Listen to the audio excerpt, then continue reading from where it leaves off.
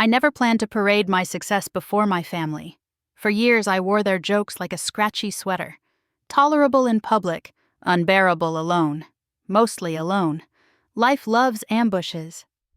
Tonight, it was the annual Moreno BBQ.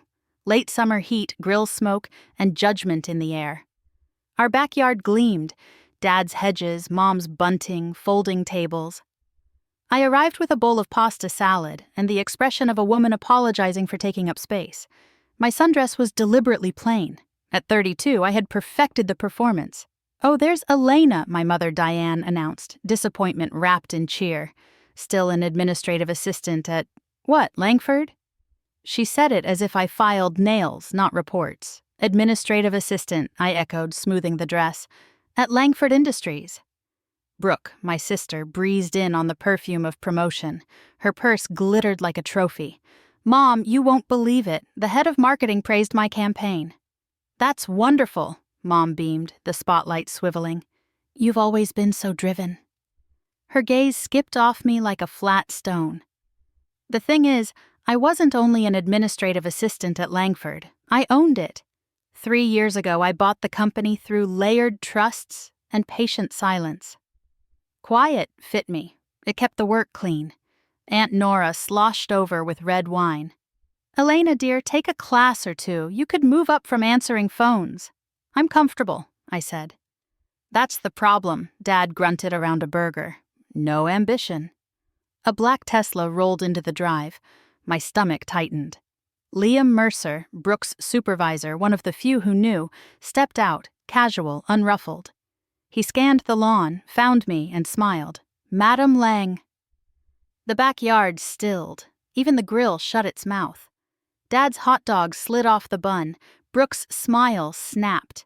Mom's wineglass tipped, kissing the patio in crystal dust. I breathed steady. "Hello, Liam. Welcome to my family's barbecue." Brooke squeaked. You know him?" Liam glanced at my parents, then at me. "Apologies if I'm intruding. I saw the address on old corporate files and hoped to catch Madam Lang about the Morgan acquisition." Silence zipped the lawn. "You're the CEO?" Brooke's voice rose.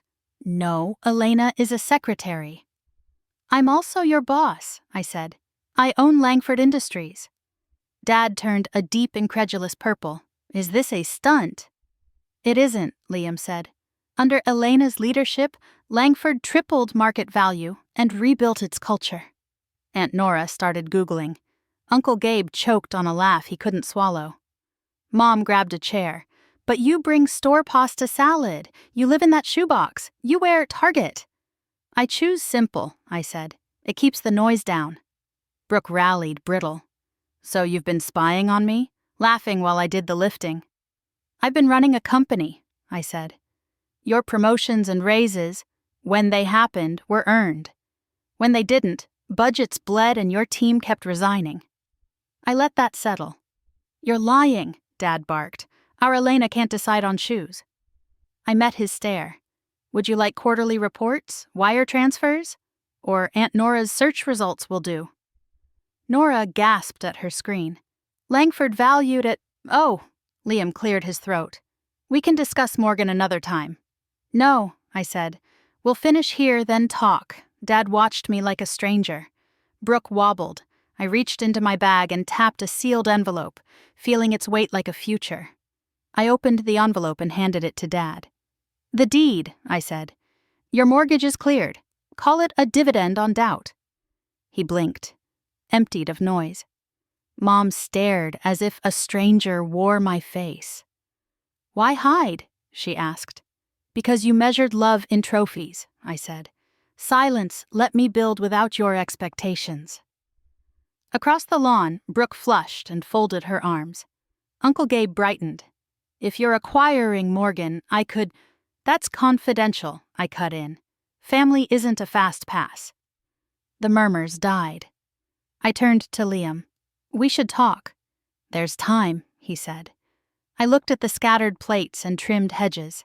"There's also dinner." Brooke said, "You can't punish me because you're different." "I won't," I said. "But I will require merit. Your transfer stands. Prove yourself." She looked at me, then away. We left to a hush. In the Tesla, Liam said, "Sorry for detonating that."